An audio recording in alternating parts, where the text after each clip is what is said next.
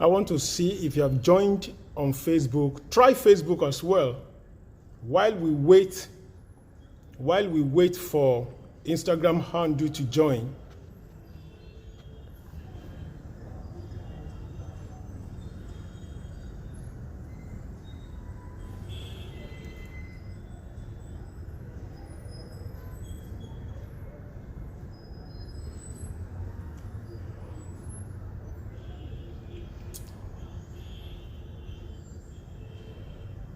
So while we're waiting for the guest on this live session today to come on board, let me just quickly sensitize our people that are already queuing, waiting. Now seeing my broadcast. Please go online now. Go to Facebook now. I'm live on Facebook now. Please go on Facebook. Oh my God. You've been on both sides, no luck. But I saw you on Facebook. You shared the line on Facebook. You shared the live broadcast on Facebook. Please, could you please try again? Please try again. Go to Facebook. Try again on Facebook. Oh my God. I'm live on Facebook.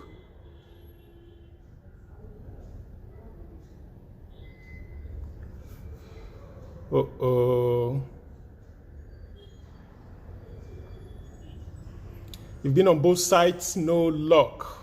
Wow, that's amazing. Okay, can you keep trying, then if you tried another one in the next maybe 5 minutes, it's not going, maybe I will go. Let me go off one of the devices. Let me go off, then you start. How about that? Let's try Instagram. Let me go off. Let me sign off my Instagram. Let me go offline.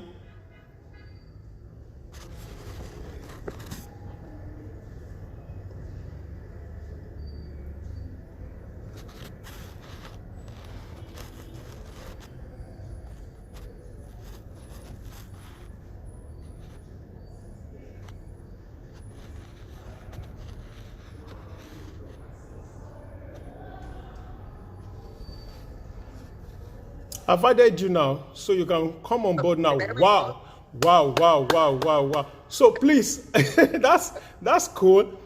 Let's do something. Please, let's do something on Facebook as well.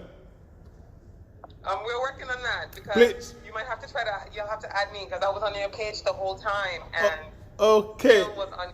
Oh, that's a good one. So we have to do that. Keep doing that. Then I will add again. Let's try to do that on Facebook. I love what just happened now. Thank you. Thanks. Okay. Thanks for your time. Thanks for your time. Thanks for your time. You're welcome. No problem.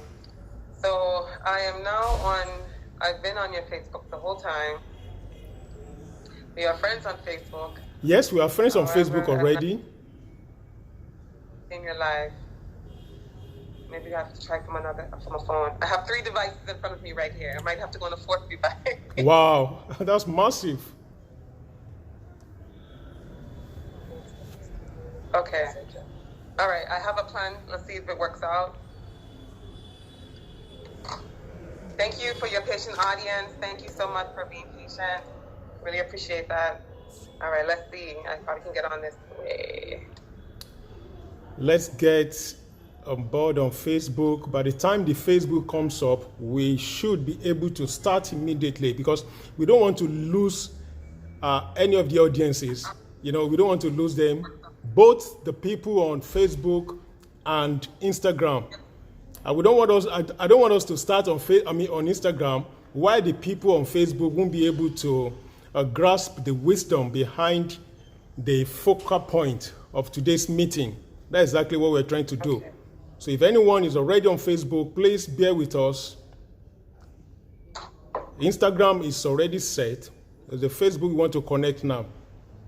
I want to appreciate everybody's patience here, please. Okay.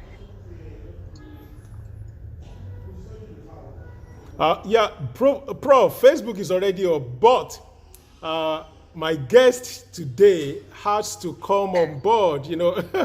Oh, you are here. Yeah, we had to find a different solution to get to you. We were already on your page, but someone sent me your live, and so I had to click on their message to get to your live. Okay. So I can see your and not your live. Let me please stay there. I want to add you again. Please keep on. I'm looking for you to add you.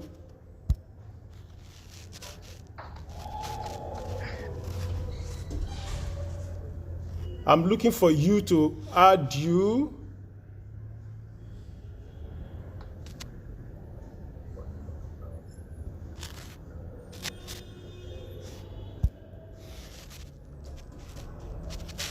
Well, I am You're not coming up on add button. I'm looking for you on the add button. I can't see you on the add button. from your live. You should have, when you're going live, there is a button to ask to request someone to join you. Exactly, that's the button. Yes, that's the button. I'm pressing the button now. I see other two viewers, but I'm not seeing you. That's the problem. I'm seeing Agbola Ojomo. I'm seeing Professor Debo Alda. I am seeing them, but I'm not seeing you. So someone sent Debo Alda. Yes, it's there. Debo Alda is there. Yeah, he sees me. He can see me in the comments. I can see you. I can see you in the comment. I can see you in the comment as well. But the problem is, when I press the add button, I can't see you in the add button. Oh my goodness. Okay, I'm gonna try for advice. Tosin, please, can you bring your phone? Let's try from your phone. Let's try from my other phone, please.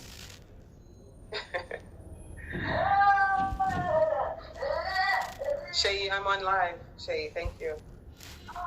Tosin, please bring your phone. Go on Facebook. I know you don't use Facebook, you mean.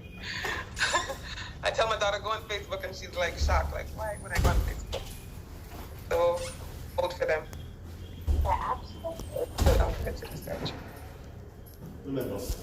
Good night, sir. Okay, so, I've never had this problem going live before, but so interesting. I think the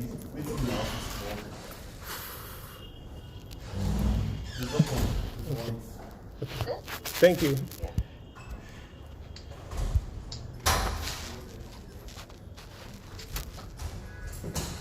Wow. Why am I not seeing you, so madam? sorry. Never happened before. Why am I not seeing you?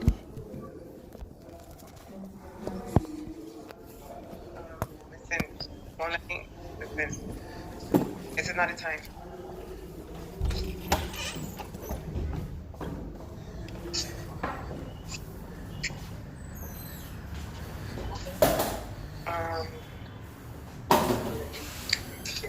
I'm so crazy. I'm gonna try to find my phone. I'm gonna phone to Sim's phone.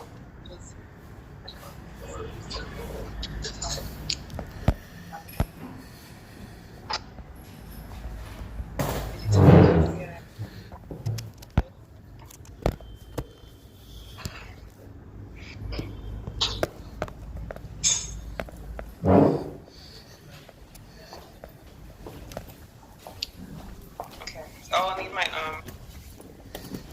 I will need my other folder.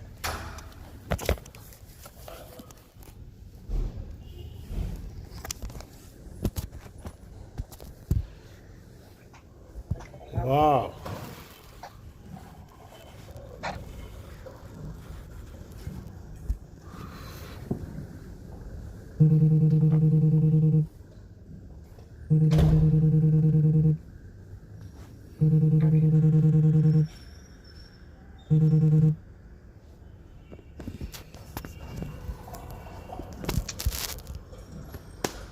Oof.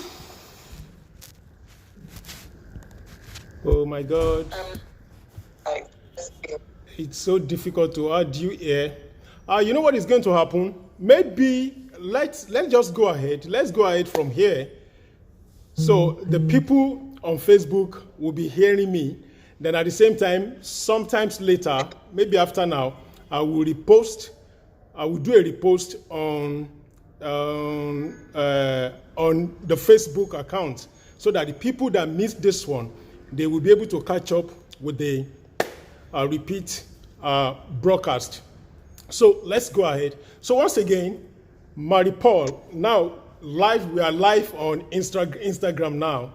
So at the same time, Right. so the people, let me just apologize to my followers, my people, my friends on Facebook who are not unable to catch you live, but they're going to watch this later.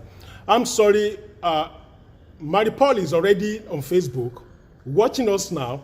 So anytime she makes any comment, contribution, all those ones, she'll be able to send them here. But we're experiencing a kind of network glitch, maybe from my hand or from my end. So I'm unable to add that now. So please bear with us. So on behalf of myself, Marie Paul, all the way from Baltimore, United States of America, we are saying sorry. You're not going to miss anything. Later, this is going to be reposted here. So thank you for waiting. Thank you for your time. Thank you for your energy. Thank you for your resources. This goes a long way. It shows that together we love the institution of parenting, because like I always say, parenting institution is the manufacturing company of the society. If parenting institution gets it right, the society is going to get it right. So on this note, I thank you for your time. So please bear with us, then follow up. You hear me talk, but the only thing you are missing is you are not seeing Marie Paul. So thank you. Marie Paul. Yes. Good afternoon from Good US, afternoon. then from Nigeria here, I say good evening. I say good evening. Yeah. Thank you for your time. So for the benefit of the people who don't know who Marie Paul is, let me just quickly do a brief introduction. Marie Paul is a friend that I met last year online. We were together at this Generation Z Facilitator Certification by Growing Leaders, Atlanta, United States of America, under the able leadership of our amiable Dr. Tim Elmore, an amazing man. We met the team, we did a lot of projects together, and immediately after that, me and Marie Paul, we got talking, and we believe that we are in the same space.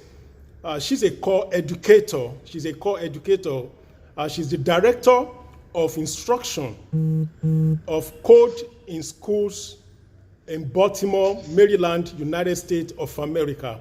Because of what she has, on that seat, in the space where she's operating, she has been to schools all over Maryland and some parts of United States of America. What is the message? The message is all about digital language.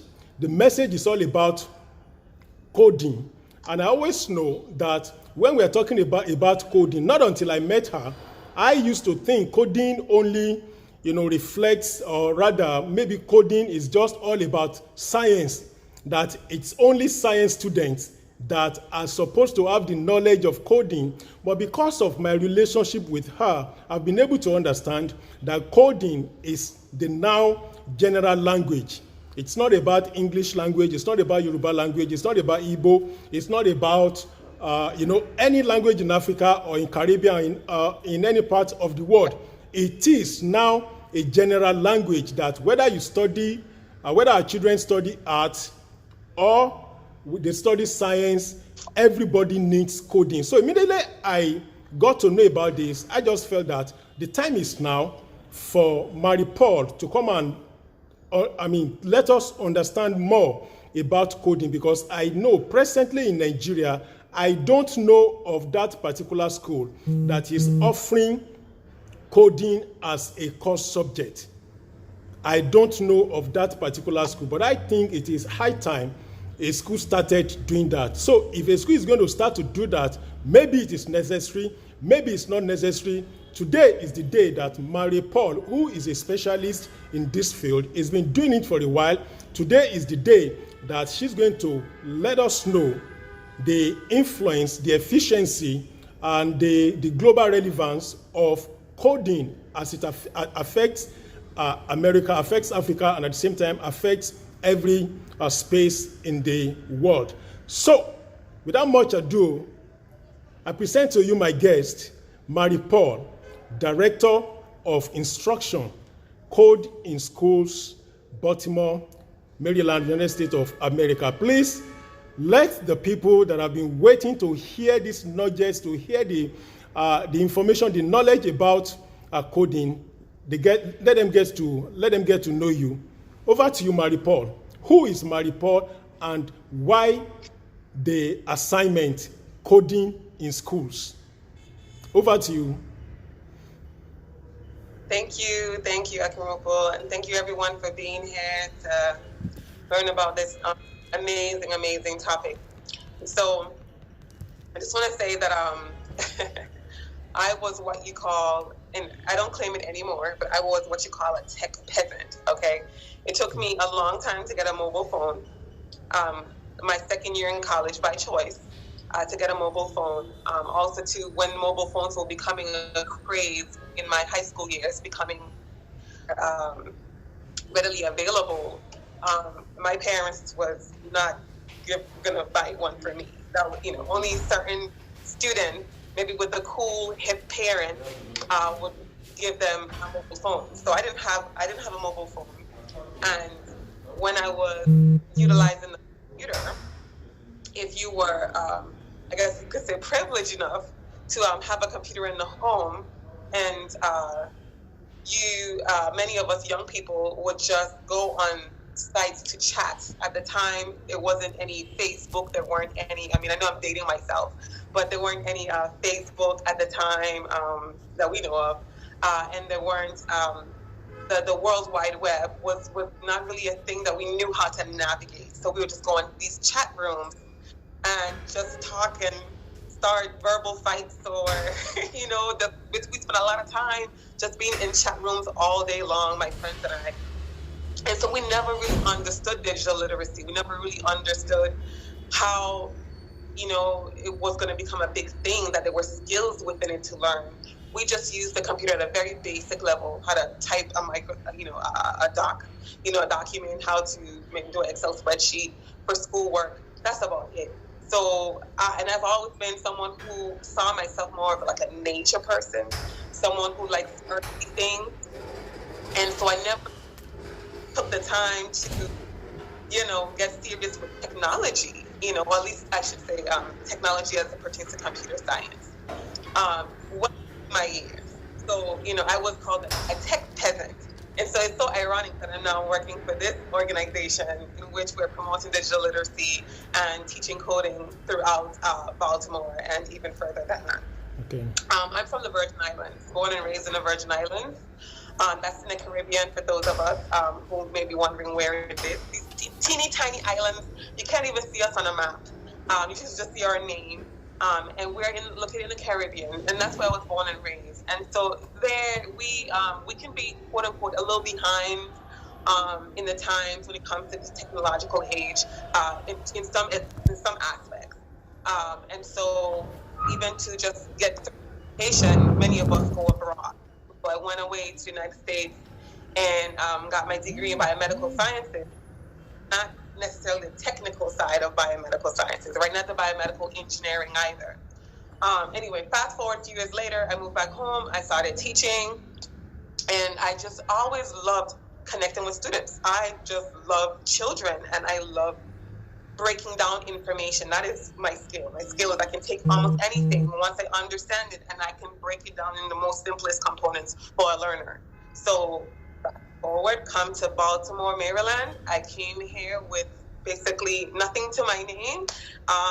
As a parent, we make sacrifices for our children. My daughter was very showing promising skills in gymnastics, and so I needed to move somewhere where she can be able to pursue her talent, and give more my children more opportunities to further their skills and get, professional training in all the things that they do. My other daughter is an amazing artist, have a lot of skills when it comes to like promising skills in engineering, and so we needed to go places where they can get the proper education. Okay.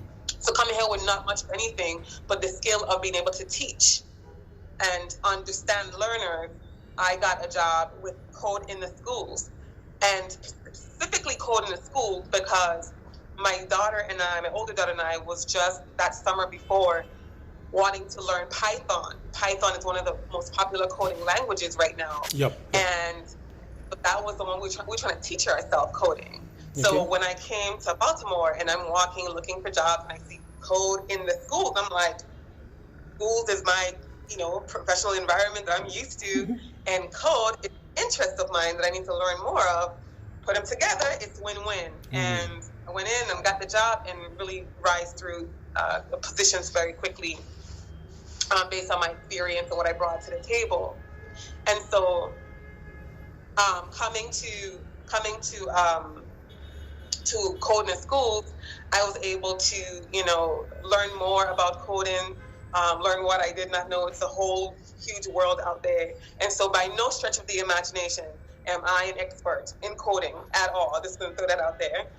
However, my experience and my expertise is in teaching teachers to teach coding Okay. into the Just school. teaching coding. And our mission at Coding is to expand computer science access to Baltimore City children.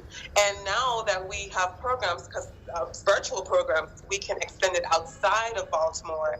We've opened some of our programs to students outside of Baltimore, and we have really awesome events throughout the year as well that now other children, even from my hometown in the Virgin Islands, can be a part of. And so I'm excited about that. Okay. And children from Nigeria, right? So hopefully with this virtual experience that we all have, reality that we found ourselves in, we'll be able to just reach deeper and deeper and deeper. But the reason why we exist at Code in the Schools is because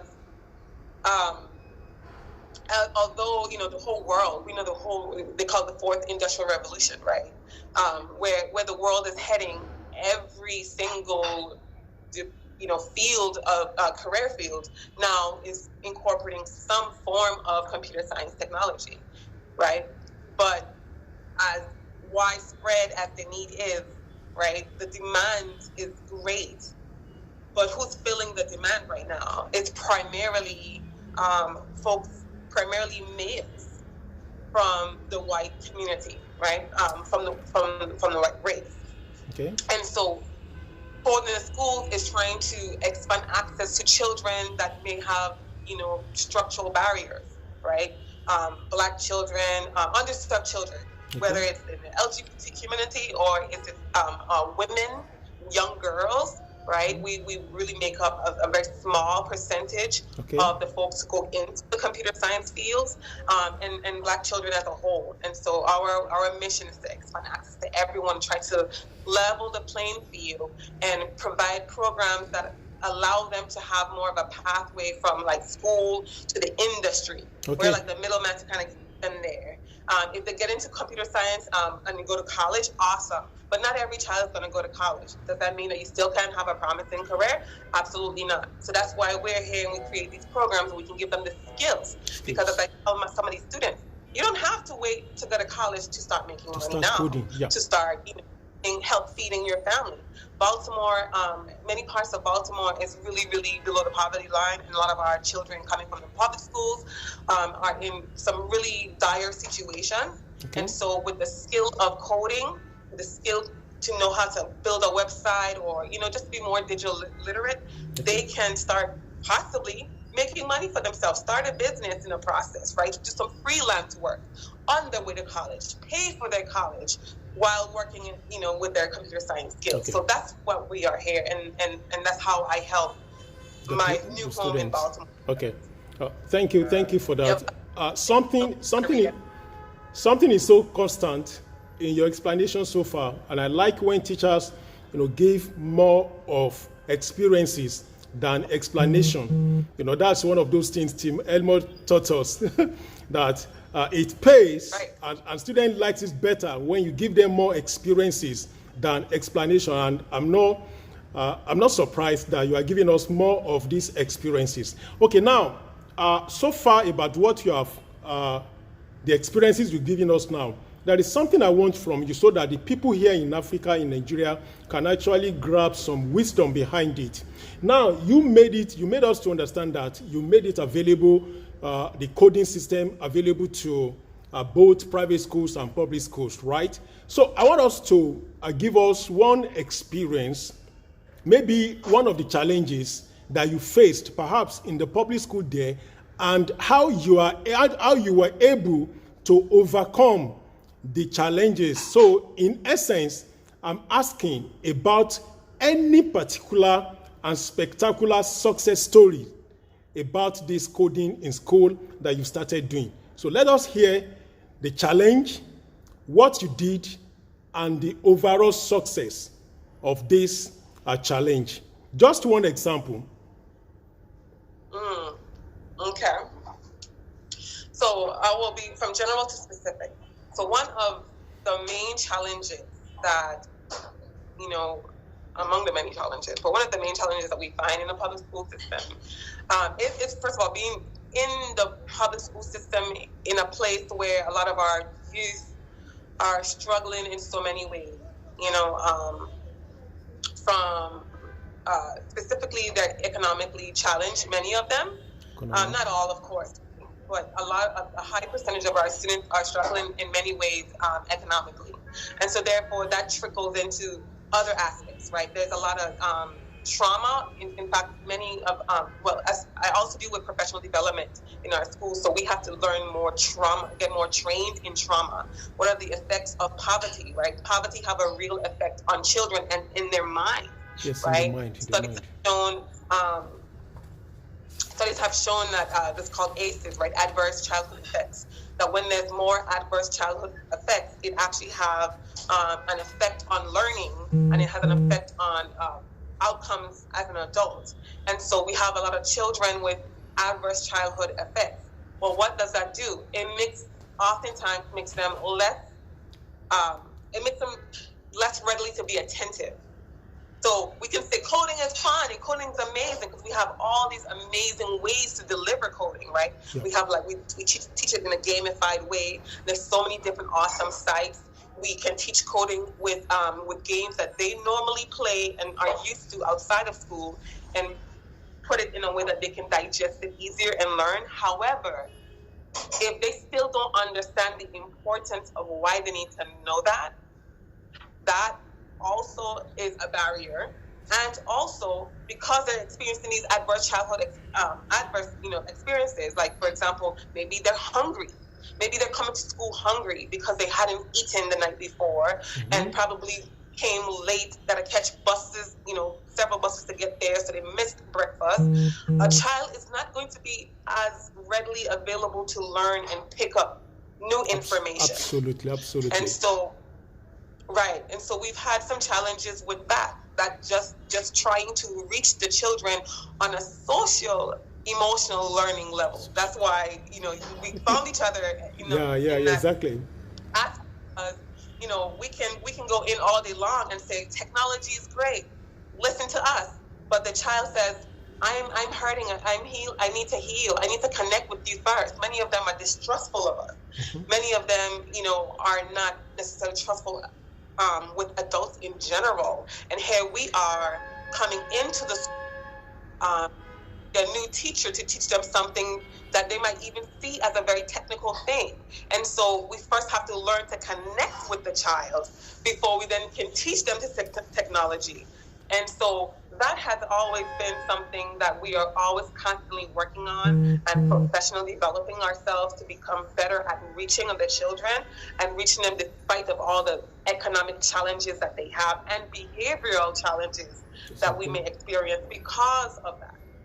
And so we have programs in the schools, but we have programs that we created called a Prodigy program during the school year, where middle school to high school students can come, have a safe place, and have more of an advanced level of education, coding education, and I think more advanced than what we do in the in-school programs, right? So this one would be, maybe we wouldn't tackle Python and web development at so much on the 5th grade level in the in-school program. But at our proprietary Prodigy program, they'll come after school and they will learn almost like not a one-on-one basis, because it's, it tends to be like a smaller group of children, young people.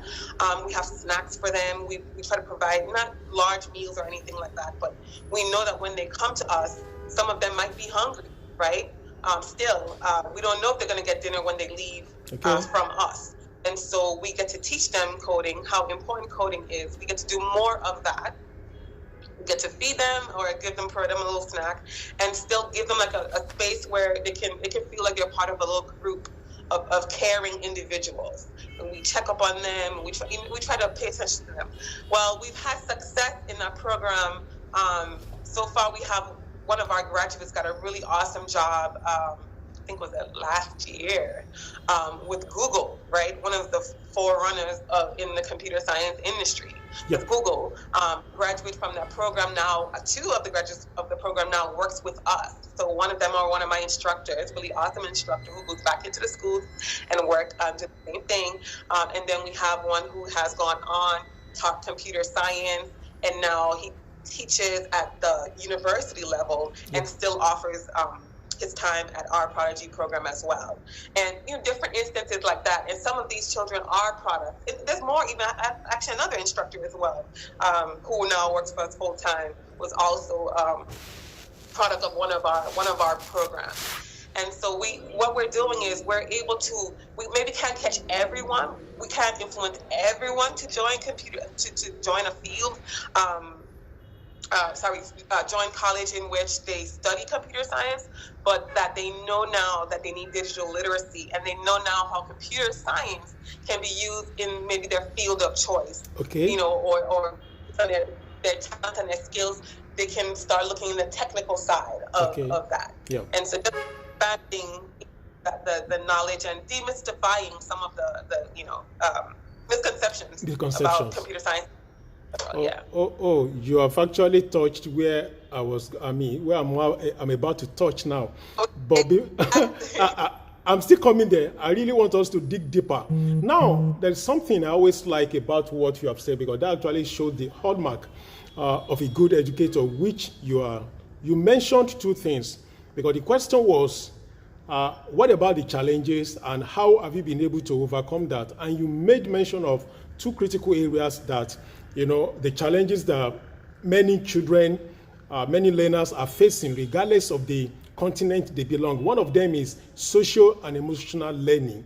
Then the next one is how you're going to connect with them. And you did say that you connect with these children from their areas of interest, where you made mention of a game. That it's possible they like a particular game, that you can connect with them, meaning that you are teaching them the coding system through what they know, right? Then the second one is social and emotional learning, which Dr. Elmo actually taught us, right? So I love those areas. But please, I want us to go further about the myth and misconception about coding.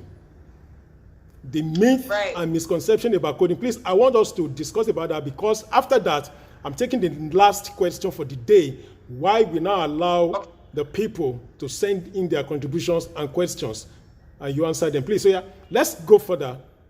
The myth and misconception. Why some people are afraid. Why some people are afraid about coding, because they still believe that this thing is abstract. This thing is still computer, it's still science. So don't let me, please, over to please say it.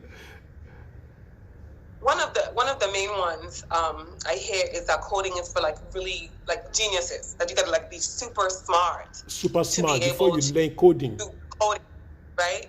I was preface this to say that if you are creative, you're a genius. I think Africans in general traditionally believe that people are born geniuses. I don't know what the consensus is now, right, with things how things are going in Africa, but I've always been taught that from that's an African perspective, that people are born geniuses.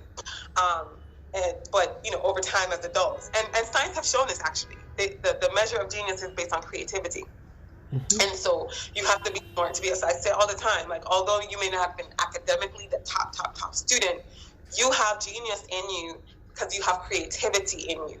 And so computer science, you don't have to have the highest IQ to be able to do that. You just have to be able to problem solve, right? Oftentimes, the reason why, they say necessity is the mother of invention, right? The reason why we have all these awesome technologies is because we needed them. Someone was patient enough to problem solve, right? Yes. And was able to collaborate enough to be able to get that thing what they out to the public and for themselves. And so you don't have to be super smart. You just have to employ certain skills. Like, eventually you learn that you have to be patient. You have to have perseverance, right? Sometimes things don't go your way, but you really have to want to be able to solve problems. That's mainly, I think, one of the main things. You don't have to be smart. You just have to be creative enough and care enough to solve whatever problems coming your way. Okay, thank you.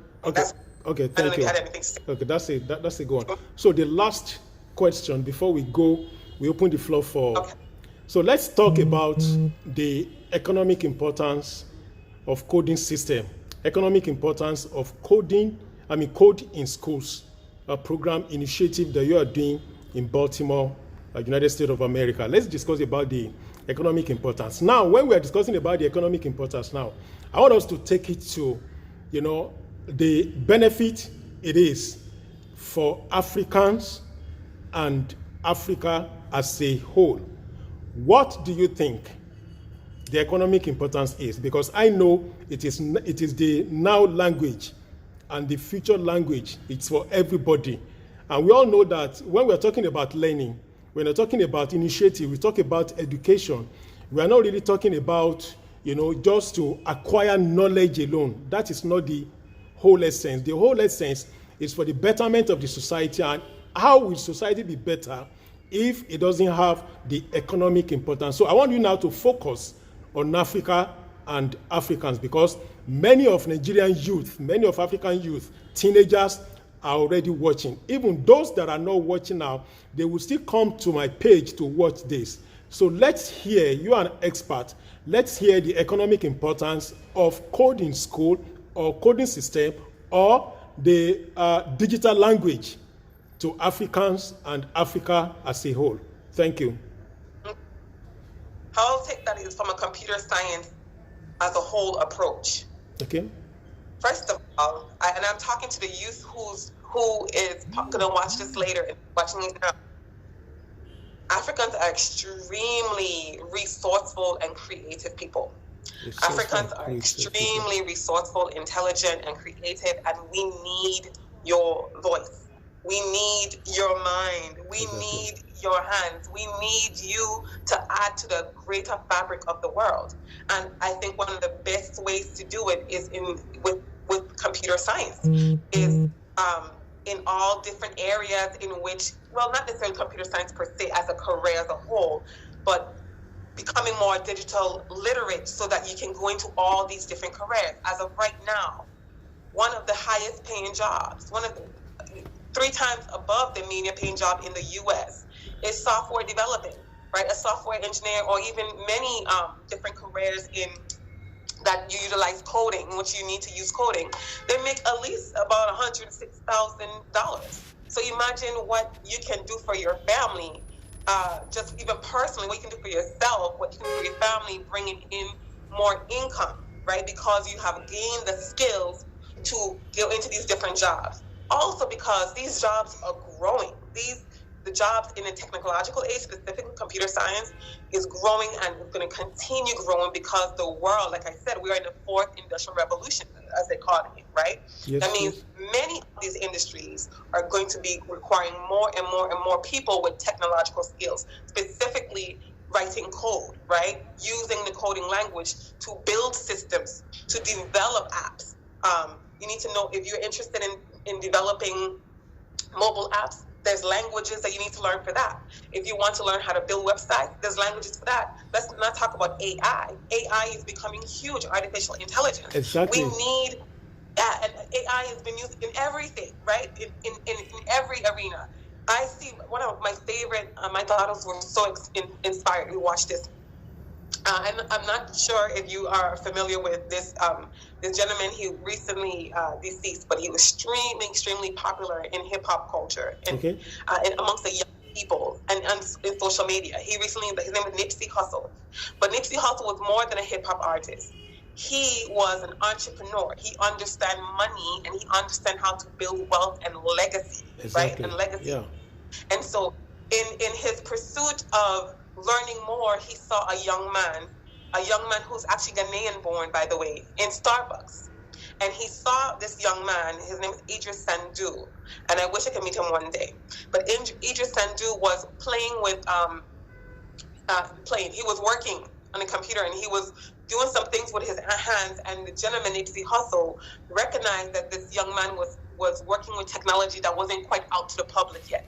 And long story short, they partnered with each other and created a store called the Marathon Store, wow. in which they morphed fashion and technology together, right? That's and massive. So the young man is even on Instagram, and we were watching his Instagram together, my children and I, because even though I, teach coding, I'm in that world, my children are not quite yet fully interested in doing it yet. But also because we have time, the timing constraints and stuff. But anyway, we were watching the young man's technology, and he has created. He holds a patent right now for AI technology, and he has merged his interest in hip hop music, right, with his AI technology, in which you can look at a cover of. And we don't quite understand it yet either, right? But you can hold. He has a cover of music cover, and you're seeing like a hologram, and they're dancing and they're singing to the music, and he's holding it in his palm of his hands, right? Wow, the hologram. And I mean, imagine this young man getting the opportunity because he's connecting with the right person with the right money that can fund these things. So that couldn't be possible if he didn't have the due diligence to start learning some coding language, right? And merging his interest with architecture and fashion and music and all that stuff. And so, in the larger context of the question, Africa, the continent itself, right, it's growing and needs to grow more, right? We need to speed up the growth, and especially when it comes to infrastructure. So you want to be responsible for helping, making sure that we have the network, right? That we have the internet network on the structural things needed to be able to do all the awesome things that we can do on computer. Can someone get the baby? Thank you. Do all we need to do with the computers, but we need to have the internet in place. There's jobs for that, right? Yeah. Okay. Of course. We have all businesses growing. We need to be able to, run the credit card system. Right now, South Africa is leading the way. Kenya as well is doing really awesome. Now, Rwanda is building some technological speed. They need people. It's a high demand. The jobs are going to be huge. there. The jobs are already there. Yeah. And let's not say, you don't even have to stay in your country, stay on your continent, right? Although we want you there. We do want you to stay home and work. Global citizen, borderless. Elsewhere, you need to move, at least for a time. You can go abroad because you have those skills that are in high demand. Thank you. Now, I should have asked another question now, but somebody has asked the question I wanted to ask, so that will now open the floor for people to send in their questions and contribution. This question is here. I was actually going there, that whether you have any program for Africa, but Professor Debo Alda has asked this question now. The question is, how can Marie and Akinropo help in propagation of the reality of coding at the early stage for African children, especially in Nigeria with a huge population? So what can Marie and Akinropo do to propagate the reality of coding system in Africa? So what can you do? Let me put it to you now. What can your school, institution, what can your organization do in supporting or in extending this coding in school to Africa, especially to Nigeria? Well, I have two answers for that. Yes, okay? please. from a personal perspective, and possibly, I can probably get my team on board, but I don't want to speak for them yet. But personally, I probably can help you somehow get the word out to folks on the ground in Nigeria that has the skills to be able to teach it. I am sure there are some groups that are teaching it right now, but you need also what we're not just in our organization. We're not only offering it in the schools. We offer programs in which we teach teachers to teach it. So we're helping the actual education teachers, K-12 education teachers. They come to us to learn how to best teach coding. So how they can become digital literate. So you don't have to be a computer science expert to teach computer science. The way how these curriculums are broken down, they're broken down for that lay people, if I can use that word, the lay person, to be able to digest it so easily to teach it, so that the children learn the basics, like the basics of computational thinking, how to think in sequence, how to problem solve methodically, right? The basics of what you will need, like perseverance, trying over and over and over again. Sometimes coding can be very frustrating, right? Because you're writing lines of code and you have to know how to debug. Debug means to go back in and find the errors in your writing to fix it, because you put in the wrong information, then the computer outputs something that you're not looking for. So we teach those little things. And so I can help you possibly connect with the folks on the ground and start working to how we can develop programs and how we can develop advocacy. Because we have to advocate to the government. We have to advocate to the stakeholders and let them know that we need to put it into the school system. And we can start working with getting people educated so that they can funnel the school system. Maybe it won't be a full-time teacher. Maybe it'll be like an organization like we are, and the school then, and part of us, we get paid half by the school system and half by donations, right? And so people, all the different private and public groups can work together to make sure that some teachers go in and teach coding. Because if you have really awesome, brilliant, creative, educated African children also knowing how to write code and how to program robots, and they recognizing what they need around their home and around their communities, you can imagine what the wealth of technologies, innovative technologies that's going to be coming out. God, the world needs that. The world needs it. We need not it. just Africa, the world needs it. And so we can do that. I can help you do that to connect with folks and just be a voice. Now, the second thing is that possibly with now things being virtual, our organization can open up our program to children in the West. In West Africa, right? Okay. And wherever. As long as they have good internet connection and can stay awake long enough, because as you know, you're 6 hours ahead. Maybe they can join our after-school program. And so we would love to collaborate in that way. I would love to bring that to my organization. Oh, that's massive. And let them know that's part of advocacy. Yeah. And I wanted to also say that even with all of this, the move to the internet, right, after Corona, and not after, it's not ended, but since the pandemic, we had to switch over from in-school teaching to now online teaching, right? And the issue with that is we already have problematic structural barriers, right, for especially our underserved youth, primarily like Black youth in Baltimore or poorer youth. So oftentimes they didn't have computers. So how were they able to do the schoolwork? Well, our organization partnered with other organizations to fix the computers. So we need people to do IT to fix the computers. People were sending in their computers, we fix them, and then we find the folks who need them and send it and deliver it to them so that they can go to school or they can go to work online. Okay. So there's so many ways we have to first see the problem and then find the people who can help us problem solve and find the people who can donate their time and their energy and their funds and their money, because it's only going to help the larger world as a whole. Yeah, thank you. From what you just said, one thing I first saw there, you made mention of advocacy, which is very, very, very key, because no matter how we really want this thing, to go in full blast, for all the children in Africa, in Nigeria, you talk about the advocacy, then you talk about the partnership with parents, right? With government. That's why I always like it. One of my bosses is watching us now, His name is Barrister Taiwo Akinlami. Is my boss. He's watching now. There's something he's always saying that there is nowhere in the world where the sole responsibility of the well-being of the children is rested on parents. There is nowhere in the world. So that's why I like that he's watching now. And at the same time, when I say that, the Spirit himself confirms that we are one. When you were talking about this, you made mention of advocacy. You made mention of partnering with parents and government and organizations, which are very, very key. So thank you for mentioning that.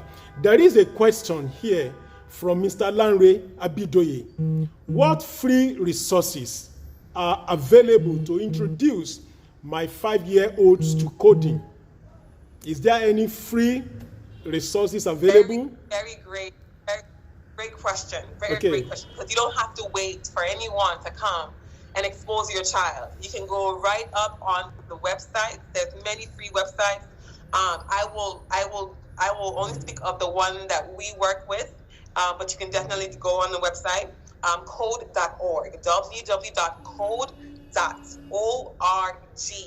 Can you please type it? Can you please type it so that they can see? Please type it. Thank you. I'm gonna give you first our. Okay.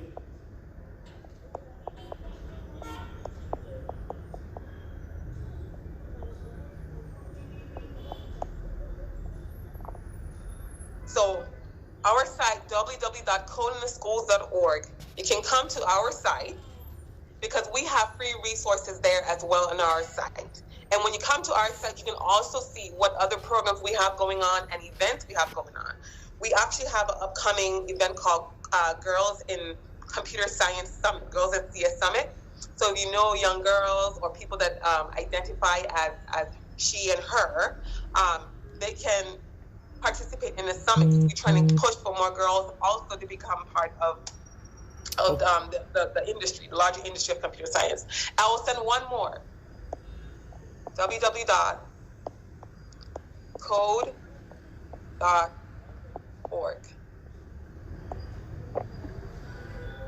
Code.org is our partner. We partner with them. We help with their teach their curriculum to the educators in the public school system, and help working with standards, Maryland computer science standards. So our organization is involved everywhere, and I'm so happy to be involved with an organization that is really catering to a beautiful and awesome mission.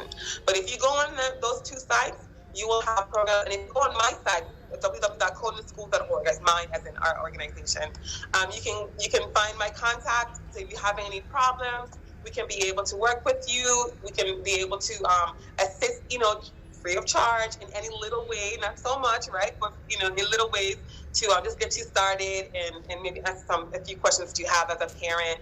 I think that the children will love it. It's so much awesome games to play, and not games as in games, but they're learning coding through their favorite games. Yeah, thank you. That's a good one. So thanks so far for all the questions that you've actually dissected. You answered them, perfectly. You didn't, in a way that everybody can actually understand, because that's why I believe that this session that we have now is a session that, many people have been looking up for. And I want to tell you, that we have not disappointed anybody. We've met the expectation. And I still believe that we are not done yet. A lot still needs to be done.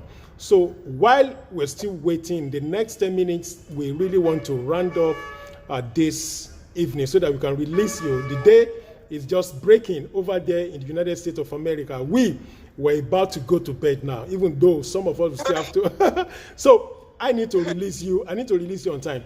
So, Mr. Agbola, thanks for doing the yeoman's job. He's been the one on Facebook, really transcribing, writing out the most of the points that are being said here. Is writing them on Facebook. So thank you, Mr. Agbola, for your time, for the energy resources that you have put in here. So let's take more questions from people. Let's have more questions about coding system, more question. Mr. Gola said some schools do it during summer school. Okay, yes, they do it during summer school. They do it. Few schools they teach this, but not really as a full subject. I think the question I really want to know, is it possible that we have coding system, the coding itself, as a separate subject? As a separate subject, not like teaching as a skill. Because I know what most schools do is just to have it during summer session, like 2 months, 1 month. But I still believe that what learners don't get to do every time, there is likelihood that they will forget. Is it not possible that we have it as a separate subject in schools, as against categorizing it as like another skill that children should have? Is it possible that we just have it like, the normal English language, the normal mathematics, the normal science subjects? Is it possible coding system stands alone as a subject so that learners will not lose track of what they've been taught? That is what really I want to know. Of course. So right now,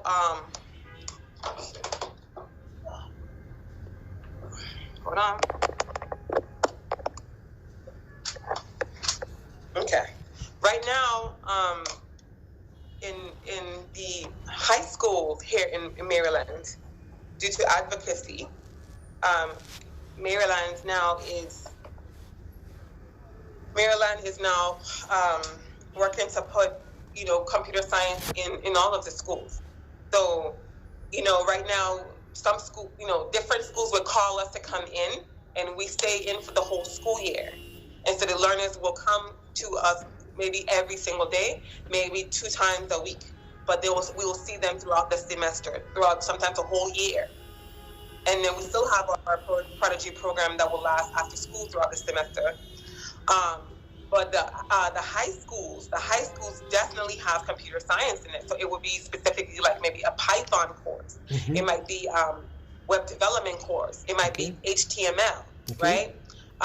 And then of course, we have robotics more of a club, not so much of a class. But it's definitely something that you can offer as a full class subject, because there's so much to learn in a programming language. And so, offering a class like, say, Python, I would say, or like JavaScript, right? These are programming languages that has a wide variety of uses.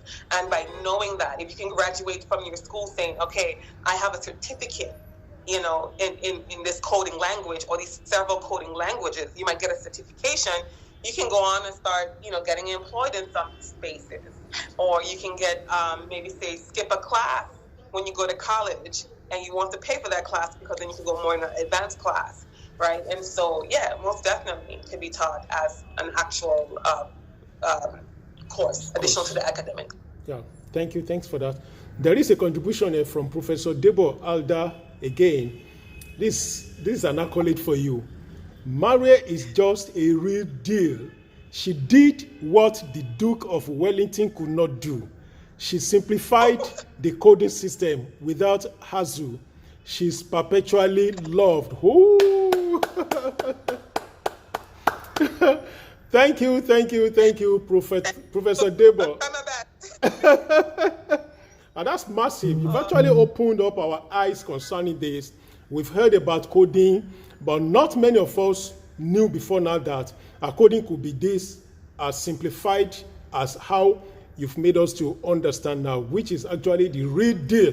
That's why Prof said, Maria is just a real deal. So that's a good one for you. Thank you.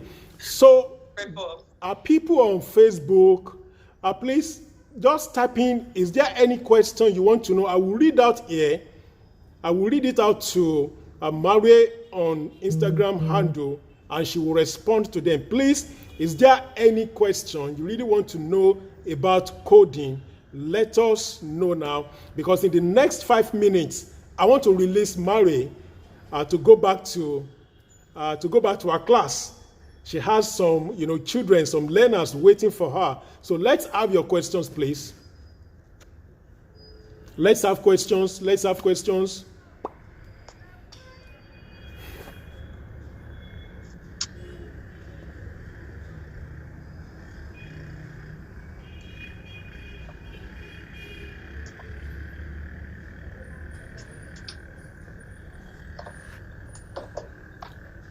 Okay, her website again. I'm going to type it. I'm going to call it out so that you can. Okay. Agbola, are you there? Please, yeah. www.codeintheschools.org. www.codeintheschools.org. Once again, www.codeintheschools in one word .org. That's the website. So anyone that wants to reach out to her can actually go through that route. If they want to reach me, I can actually put my email in there as well. But okay, I would love for them to check out our site and see all that. Let them check through the website. The website is small so that they can see all the resources that are available on the website. Yeah. Free resources there from pre-K, from pre-K all the way to, I say, middle school on our website. Okay. And then code.org, you have high school, where they can learn how to make simple apps, like mobile apps. Yep. You can make an app and you can send it to your parents and to your friends and they can play it. Very simple, but at least they learn the basis of what app development is about. Okay. So stuff like that. Yeah, thank you. So, in the absence of no other questions, so please, in the next 1 to 2 minutes, just give us a parting gift. Just round the session of a parting gift, a nice one, something that we will always remember. That is some, I was doing a research yesterday, and I came across one of great educators. The man said, learners are interested in educators giving them more than what? More than homework. That a good teacher is the one that gives learners something to remember more than the homework. So now you have done everything that we want you to do, though not really exhausted. So beyond what you have taught us today, is there any other thing you want us to take home that will last longer in our memory? Just like that quote. So please, that is what I want us to give us now, before we round it off. I want to say to my African children that they are the head and not the tail. Wow. I want them to understand that they are purposeful, that they are needed, that the world needs them, and that they need to just rely on their intelligence and their heart, because you have to have integrity with this work as well. Many people have taken technology and have done things that, maybe say we don't necessarily agree with. But we need folks with integrity, we need folks with a heart, and we need folks with a sincere care for humanity to be able to come and build these awesome infrastructure in ways that is good for humanity.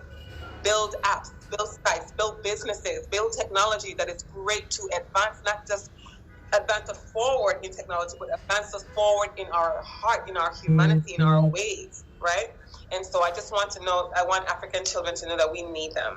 And so equip themselves with the skills, equip themselves with everything that they can. And the adults need to do everything in their power to give them that opportunity, so that they can expand themselves, they can grow within themselves and fulfill their potential. And I just want them to know that they're the head and not the tail. Wow. Thank you. She says, African children, African teenagers, African youth are the head. They are not the tail. They've gotten the intelligence, the human intelligence is there, everything, they've gotten it working for them. She says the world needs their heart much more than their head. So I love that. I love that. The word needs their heart much more than their head, and the word is at their feet once they are ready to take it up. Thank you, Mary, for that. Then there is one word again from Professor Deborah, that we can't appreciate Mary enough. We know she's from the roots. Oh, we know you are from the root and owned by every description. My middle name is Shimer. My middle name is Shimer. Where it comes from?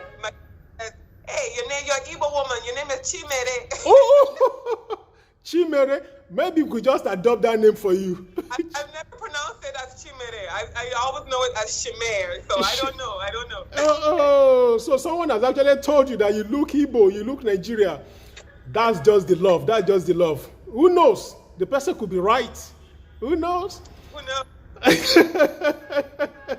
So that's a good one. At this juncture, we have to release you the same message from Facebook handle. Mary, we love you. Mary, thank you. We would like to have more of you some other time. And at the same time, don't worry, we will always bring her up.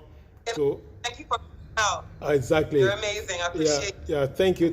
So once again, on behalf of everybody, on behalf of every child in Nigeria, in Africa, then every parent who has joined us today, they sacrificed their time, the energy, the money, the everything, the resources, just to make sure this event is held today. We want to thank them. I want to thank you on their behalf, and we equally thank them as well. Thank you. Then again, I know in the next few weeks, we are going to connect in the class again. We're going to connect. Yeah. I'm so sure about that Dr. Elmore will be coming up with another training, which I believe I will see you. So I want to thank you for your time. My regards to your beautiful children. My regards to them. I saw their picture and I see the way they learn at the coding system, and other children that are in that school, code in the schools, organization, in Baltimore, Maryland, United States of America. I want to thank you. Everything that you are doing for them. There is something, somebody saw somebody sometimes ago, and the person says that the person is looking younger. And the person replied that she's looking younger just because she has children around her. Oh, no, I really truly believe that science needs to go look into that, because children can really keep you looking younger. I know teachers that we've been teaching 40 years ago. They still look younger than their peers because they've been around the youth. Around the youth, around the children all the time. So, Thank you for your time. So, if any if anyone that is watching this has any other question, I will always send them across to you. And at the same time, this video, the teaching is still going to be here for a while, so they can still go there and send their send their questions and contributions. So once again, Mary, on behalf of everybody here, we say thank you. God bless you for your time that you've given us today. Thank you. Thank you. Bye. Bye-bye. Bye-bye. Enjoy your week.